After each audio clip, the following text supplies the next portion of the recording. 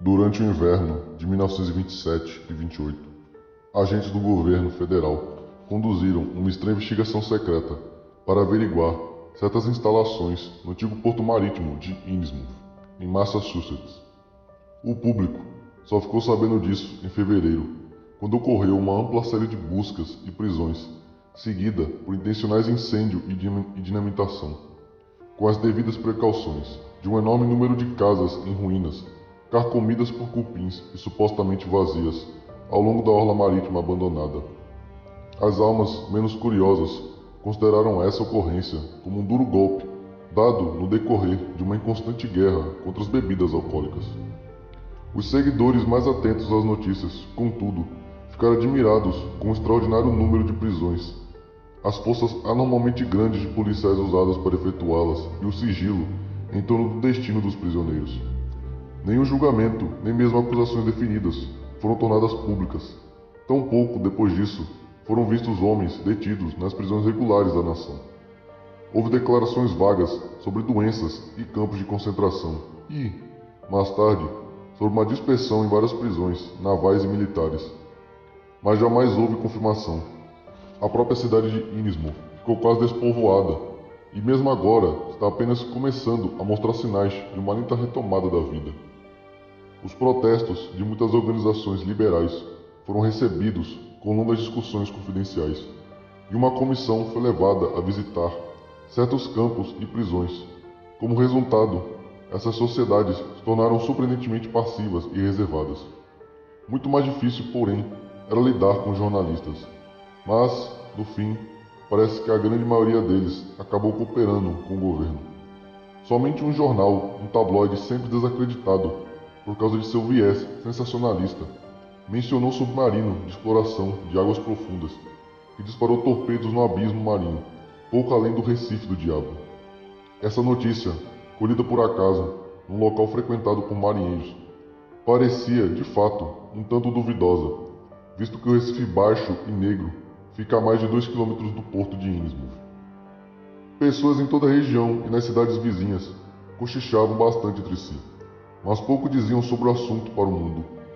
Haviam falado sobre a agonizante e semideserta Innsmouth por quase um século, e nada de novo poderia ser mais terrível ou mais hediondo que aquilo que haviam sussurrado e insinuado anos antes.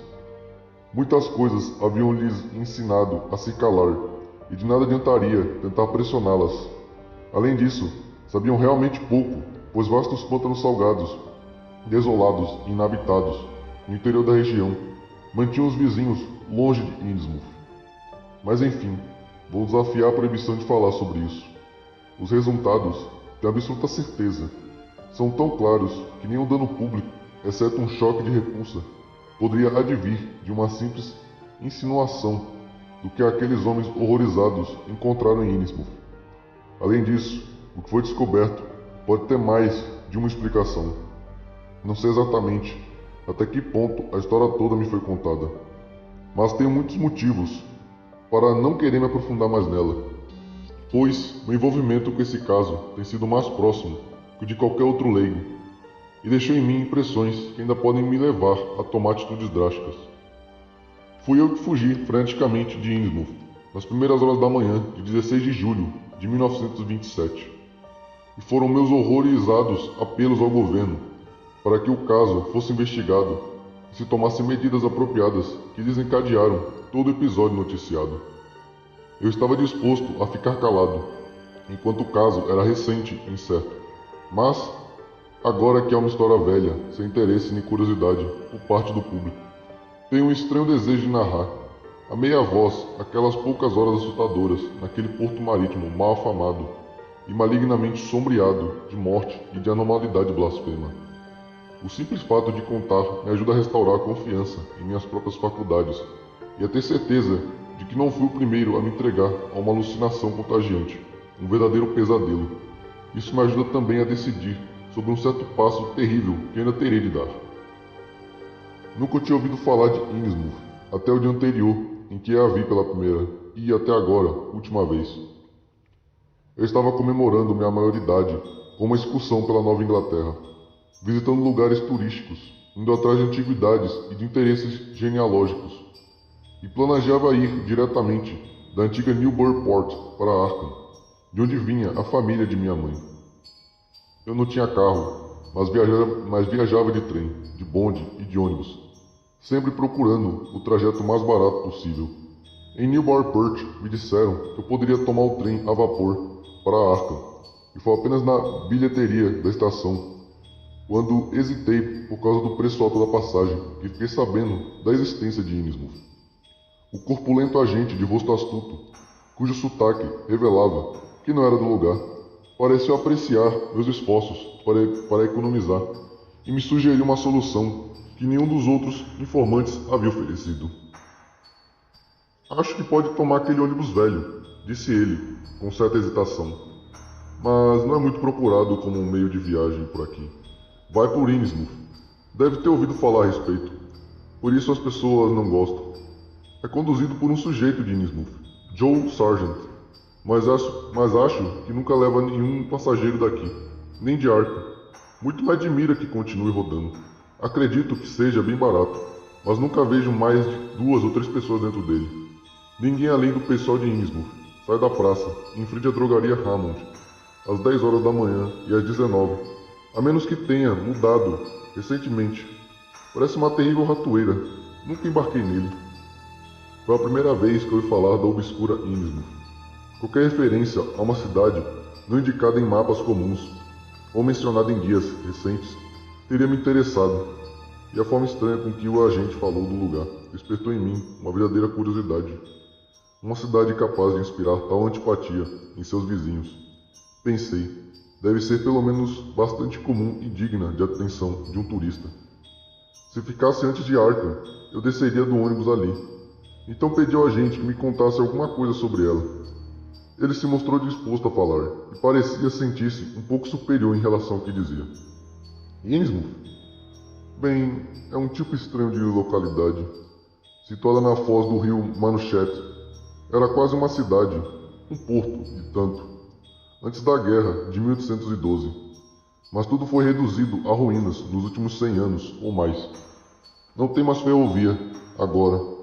A linha de Boston e Maine nunca chegou lá. E o ramal de Howley foi abandonado há anos. Acho que há mais casas vazias do que pessoas.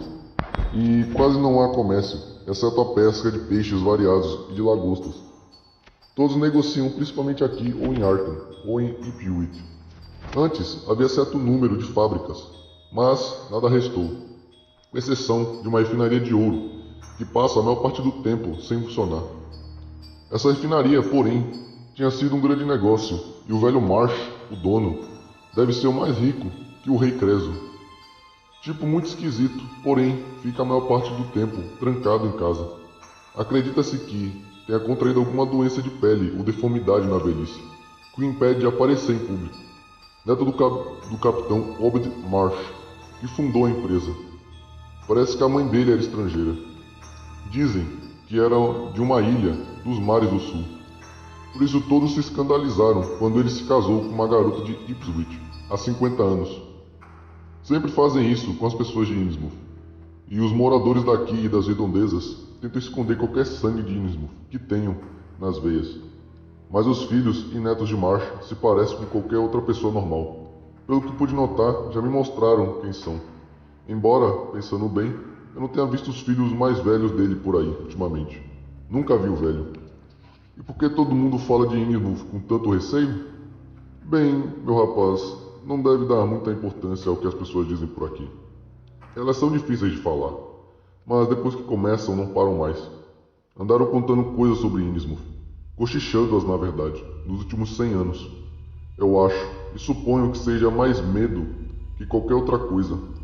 Algumas das histórias fariam você rir, como aquela sobre o velho Capitão Marsh negociando com o diabo e trazendo diabinhos do inferno para viver em Innsmouth, ou sobre algum tipo de adoração ao diabo e de horríveis sacrifícios em algum lugar perto do cais que os habitantes demoliram por volta de 1845.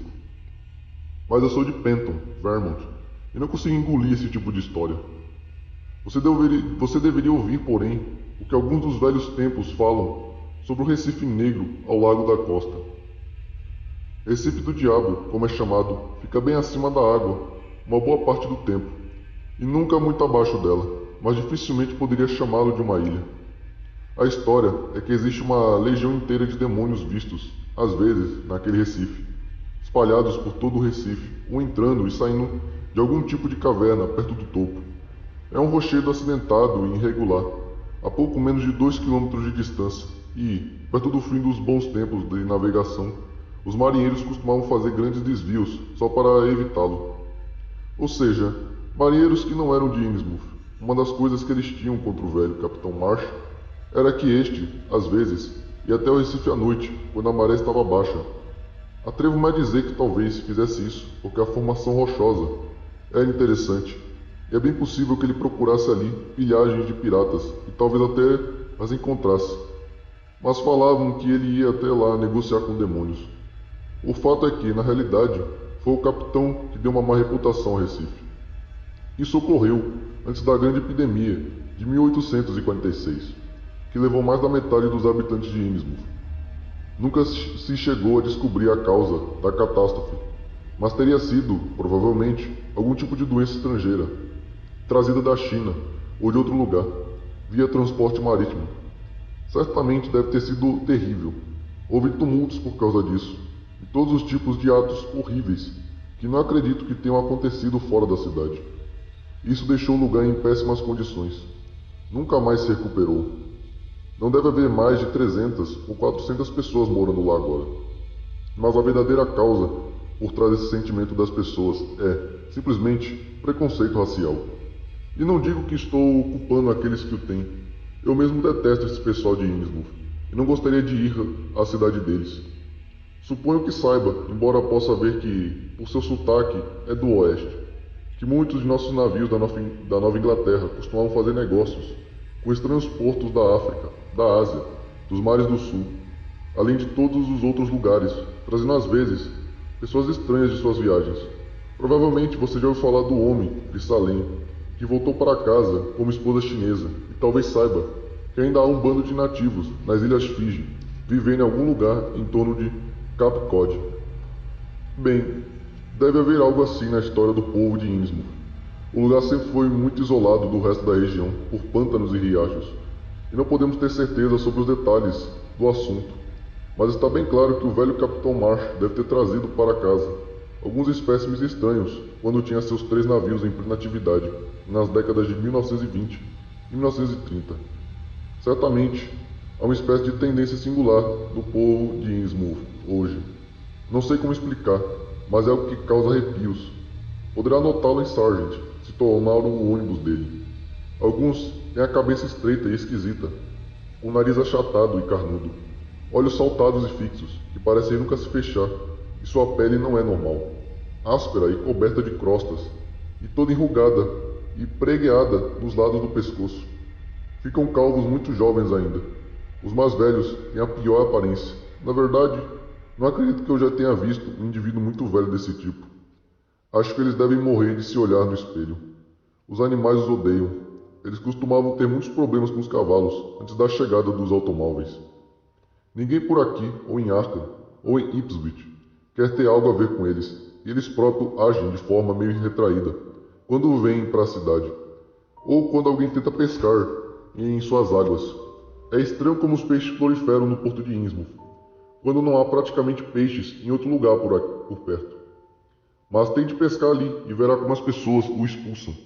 Eles costumavam vir para cá de trem, que tomavam depois de uma caminhada em Rowley, quando o ramal foi abandonado, mas agora usam aquele ônibus. Sim, há um hotel em Innsmouth, chamado Gilman House, mas não acredito que seja grande coisa. Não aconselharia se hospedar nele. É melhor ficar por aqui e tomar o ônibus das 10 da manhã. Depois pode tomar o ônibus noturno para Arkham, às 20 horas. Houve um inspetor de fábrica que pernoitou no Gilman alguns anos atrás e deu muitas informações desagradáveis sobre o lugar. Parece que recebem clientes estranhos ali, pois esse cidadão ouviu vozes em outros quartos, embora a maioria deles estivesse vazia, que lhe causava arrepios. Era uma conversa de estrangeiros, achava ele, mas disse que o pior de tudo era o tipo de voz que por vezes falava. Parecia que não era natural, como que viscosa, disse ele, que nem ousou se despir e muito menos dormir. Esperou acordado e saiu dali logo ao amanhecer. A conversa continuou quase a noite toda. Esse sujeito, que se chamava Casey, tinha muito a dizer sobre como as pessoas de Innsmouth o observavam, e parece que desconfiavam dele. Achou a refinaria de Marsh um tanto esquisita. Estava instalada numa velha fábrica, perto das cachoeiras mais abaixo do rio Manchete. O que ele disse coincidia com o que eu tinha ouvido. Livros em mau estado e nenhuma conta transparente de nenhum tipo de transação. Sabe que sempre foi uma espécie de mistério a origem do ouro que os Marsh refinam. Ao que parece, nunca se comprou muito desse metal. Mas, anos atrás, eles despacharam por navio uma enorme quantidade de barras. Costumava-se falar de um tipo raro de joia estrangeira, que os marinheiros e os empregados da refinaria, às vezes, vendiam às escondidas, ou que era vista em eventuais ocasiões em algumas mulheres da família Marsh. As pessoas julgavam que, talvez o velho capitão Obed a trocasse em algum porto pagão, especialmente porque sempre encomendava pilhas de contas de vidro e bijuterias, como as que os marinheiros costumavam levar para negociar com nativos. Outros achavam, e ainda acham, que ele teria encontrado um antigo tesouro de piratas no Recife do Diabo. Mas preste atenção nessa coisa engraçada. O velho capitão morreu há 60 anos e não saiu do porto um só navio de grandes dimensões desde a Guerra Civil. Mas mesmo assim, os Marsh continuam comprando algumas dessas coisas para negociar com nativos, principalmente vidro e bugigangas de borracha. Como andam me dizendo, talvez os habitantes de Innsmouth também gostem de usá-las. Só Deus sabe se não se tornariam tão malvados como os canibais dos mares do sul, dos selvagens da Guiné. Aquela praga de 1846 deve ter levado a vida dos melhores da população local. De qualquer forma, eles formam agora um grupo de pessoas suspeitas, e os Marsh e também outros ricos são tão ruins como todos os demais. Já lhe disse que, provavelmente, não há mais de 400 pessoas em toda a cidade. Apesar de todas as ruas que dizem que existem, acho que eles são o que no sul se chamava de lixo branco. Marginais, malandros e cheios de coisas secretas. Pescam considerável quantidade de peixes e lagostas que exportam em caminhões. Estranho como os peixes se reproduzem anormalmente ali, e em nenhum outro lugar. Ninguém jamais consegue fiscalizar essas coisas, e diretores de escolas e licenciadores do estado enfrentam maus bocados com elas. Pode apostar que forasteiros curiosos não são bem-vindos em Innsmouth. Fiquei sabendo que mais de um comerciante ou funcionário público desapareceu por lá. E circula também a conversa sobre o indivíduo que enlouqueceu e está interessado em Danvers agora. Devem ter feito alguma coisa que deixou o sujeito louco de medo. É por isso que eu, se fosse você, não iria à noite. Nunca estive lá e não tenho vontade de ir, mas acho que uma viagem diurna não poderia lhe fazer mal. Embora as pessoas daqui certamente vão aconselhá-lo a não ir. Você está apenas fazendo turismo e procurando coisas dos velhos tempos. Innsmouth deve ser um lugar mais que indicado para você. E assim, passei parte daquela noite na biblioteca pública de Newburyport, procurando informações sobre Innsmouth. Quando tentei interrogar os nativos, nas lojas, no restaurante, nas garagens e no posto do corpo de bombeiros, achei ainda mais difícil fazê-los falar do que o agente da estação havia previsto. E percebi que não poderia perder tempo para superar o instintivo silêncio inicial deles. Tinha uma espécie de suspeita obscura, como se houvesse algo de errado em alguém se interessar demais por Innsmouth. Na Associação Cristã de Moços, ACM, na qual eu estava hospedado, o atendente simplesmente me desencorajou a ir para um lugar tão sombrio e decadente, e as pessoas na biblioteca mostraram a mesma atitude. Claramente, aos olhos das pessoas instruídas, Innsmouth era apenas um caso exagerado de decadência cívica. As histórias do condado de Essex, nas prateleiras da biblioteca, tinham muito pouco a dizer, exceto que a cidade havia sido fundada em 1643. Era conhecida pela construção naval antes da Revolução. Fora centro de grande prosperidade marítima no início do século XIX, e mais tarde um pequeno centro fabril que usava o rio Manchete como fonte de energia. A epidemia e os distúrbios de 1846 eram tratados de forma muito solta, como se constituíssem uma vergonha para o condado. As referências ao declínio eram poucas, embora o significado do último registro fosse inconfundível. Depois da Guerra Civil, toda a vida industrial se restringiu a Marsh Refining Company, e a comercialização de barras de ouro constituía a única parte restante do importante comércio, além da eterna pesca. Esta, contudo, passou a render cada vez menos, à medida que o preço da mercadoria caía e as grandes corporações entravam na concorrência. Mas nunca houve escassez de peixes em torno do porto de Innsmouth. Raramente estrangeiros se instalaram ali, e havia alguns indícios discretamente encobertos de que vários poloneses e portugueses que haviam tentado foram dispersos de maneira particularmente drástica. O mais interessante de tudo era uma referência superficial às estranhas lojas vagamente associadas a Innsmouth. Era evidente que elas haviam impressionado toda a região, pois exemplares eram mencionados no museu da Universidade Miskatonic em Arkham e na sala de exibição da Sociedade Histórica de Newburyport. As descrições fragmentárias dessas coisas eram simples e banais, mas me davam a impressão de uma persistente estranheza. Algo sobre elas parecia tão diferente e provocativo que eu não conseguia tirá-las de minha mente. E apesar da hora relativamente tardia, resolvi ver a amostra local. Diziam que era grande, de proporções singulares, obviamente destinada a uma tiara. Se fosse o caso de montá-la, a bibliotecária me deu um bilhete de apresentação para a curadora da sociedade, a senhorita Anna Tilton, que morava nas proximidades. Após uma breve explicação, essa dama idosa teve a gentileza de me conduzir até o prédio fechado, visto que ainda não era tão tarde. A coleção era realmente notável, mas eu, em meu estado de espírito, daquele preciso momento, não tinha olhos para nada além do objeto bizarro que brilhava num armário de canto sob as lâmpadas elétricas. Não era necessária nenhuma excessiva sensibilidade à beleza para me fazer literalmente engasgar diante do estranho e sobrenatural esplendor da luxuosa maravilha que repousava ali, sobre uma almofada de veludo roxo.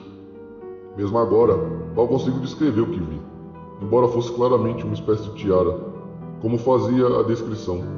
Era alta na frente, como um contorno amplo e curiosamente irregular, como se fosse projetada para uma cabeça quase caprichosamente elíptica.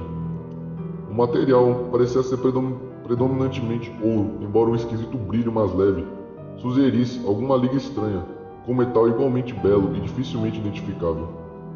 Estava em condições quase perfeitas, e alguém poderia passar horas estudando os impressionantes e intrigantes desenhos não tradicionais. Alguns simplesmente geométricos e outros claramente marinhos, cinzelados ou moldados em alto relevo na superfície, com uma arte de incrível habilidade e graça. Quanto mais eu olhava, mais a coisa me fascinava, e nesse fascínio havia um elemento curiosamente perturbador, difícil de classificar ou explicar. A princípio, decidi que era a estranha qualidade sobrenatural da arte que me deixava inquieto. Todos os outros objetos de arte que eu já tinha visto pertenciam a alguma corrente racial ou nacional conhecida. Ou então, eram desafios conscientemente modernistas de todas as correntes reconhecidas. Essa tiara não refletia nenhuma das duas tendências. Obviamente, pertencia a alguma técnica bem definida, de infinita maturidade e perfeição, embora essa técnica fosse totalmente distante de qualquer outra, oriental ou ocidental, antiga ou moderna, de que eu já tivesse ouvido falar ou tivesse visto exemplificada. Era como se a obra fosse de outro planeta. E logo percebi, no entanto, que minha inquietação tinha uma segunda e talvez igualmente poderosa origem, que era a sugestão pictórica e matemática dos estranhos desenhos. Todos os padrões evocavam remotos segredos e inimagináveis abismos no tempo e no espaço, e a natureza monotonamente aquática dos relevos tornava-se quase sinistra. Enquanto esses relevos havia monstros fabulosos, de horrendas bizarrice e malignidade, metade ilíctica e metade baltráquita, na sugestão, que não se poderia dissociar de certo sentido perturbador e incômodo, de uma pseudo-lembrança, como se evocasse alguma imagem de células e tecidos profundos, cujas funções de memorização são totalmente primitivas e pavorosamente ancestrais. Às vezes, eu imaginava que cada contorno desses blasfemos peixes-sapos transbordava a extrema quintessência de um mal desconhecido e inumano. Em estranho contraste com o aspecto da tiara estava sua breve e banal história, relatada pela senhora Anita Tilton. Tinha sido penhorada por uma quantia ridícula numa loja da rua State em 1873 por um bêbado de Innsmouth, que logo depois foi morto numa briga. A sociedade a havia adquirido diretamente da casa de penhores, dando-lhe imediatamente uma exibição digna de sua qualidade. A etiqueta que lhe foi sobreposta dava, como sua provável proveniência, a Índia Oriental ou a Indochina, embora a atribuição fosse claramente uma suposição. A senhorita Tilton, comparando todas as hipóteses possíveis sobre sua origem e sua presença na Nova Inglaterra, estava inclinada a acreditar que a joia fazia parte de algum exótico tesouro de piratas descoberto pelo velho capitão Obed Marsh. Essa versão era certamente reforçada pelas insistentes ofertas de compra, a um alto preço que os Marshs começaram a fazer assim que souberam de sua presença na sociedade histórica, e que continuam a fazer até hoje, apesar da invariável determinação da sociedade em não vender. E quando a bondosa dama me conduzia até a saída do prédio, ela deixou claro que a teoria sobre a origem pirata da fortuna dos Marsh era popular entre as pessoas instruídas da região. Sua própria atitude em relação à sombria Innsmouth, que nunca havia visto, era de aversão por uma comunidade que estava decaindo muito no nível cultural, e ela me garantiu que os rumores de adoração ao diabo eram praticamente justificados por um culto secreto peculiar que havia ganhado força por lá e que havia acabado com todas as igrejas ortodoxas. Chamava-se, disse ela, a Ordem Esotérica de Dagon. E tratava-se, sem dúvida, de um culto degradante e quase pagão, importado do Oriente um século antes, numa época em que a pesca de Innsmouth parecia estar se tornando improdutiva. Sua persistência entre as pessoas simples foi bastante natural, em vista do retorno repentino e permanente da pesca em abundância, e, logo, a Ordem passou a se constituir na maior influência da cidade, substituindo a maçonaria por completo e instalando sua sede no antigo Masonic Hall, em New Church Green. Tudo isso constituía, para a piedosa senhorita Tilton, um excelente motivo para evitar a velha cidade, que representava a decadência e desolação. Mas, para mim, foi apenas um novo incentivo. Às minhas expectativas arquitetônicas e históricas acrescentava-se um agudo zelo antropológico, e eu mal consegui dormir em meu pequeno quarto na ACM no decorrer da noite.